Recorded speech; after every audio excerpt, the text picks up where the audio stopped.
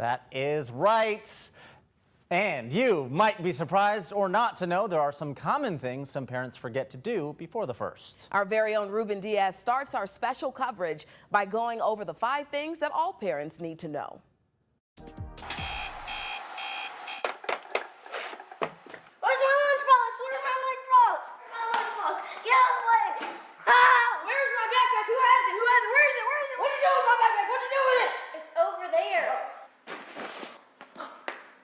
Guys, we have plenty of time.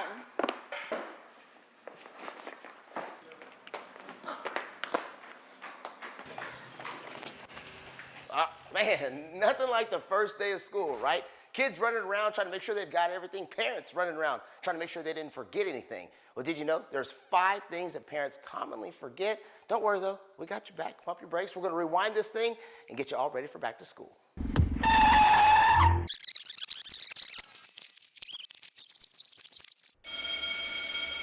The first item on our checklist that is most commonly forgotten by parents would be your shot record or immunization record.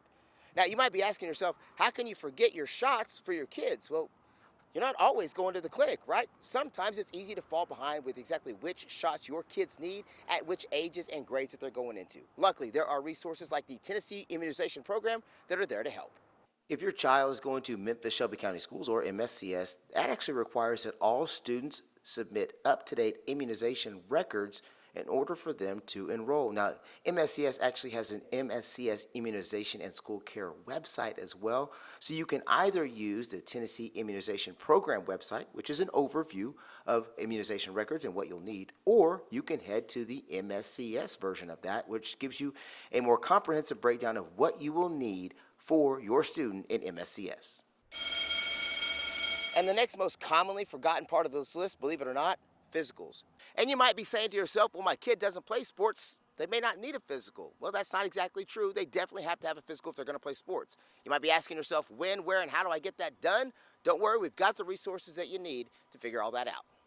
As a parent, you may not know exactly how to get all the information when it comes to getting your child a sports physical, but it is important to note that if your child is playing a sport, they are required to have a physical, a new physical examination each academic year, and it has to be done or dated on or after April 15th to be valid for the upcoming school year. So April 15th is your date that it has to be done on or by that day if your child is wanting to play. Now, if you want to know exactly kind of more specific information about what that physical entails and maybe where you can get it done and how you can get it done, you can go to the TSSAA's website. That's the Tennessee Secondary Sports Athletic Association's website.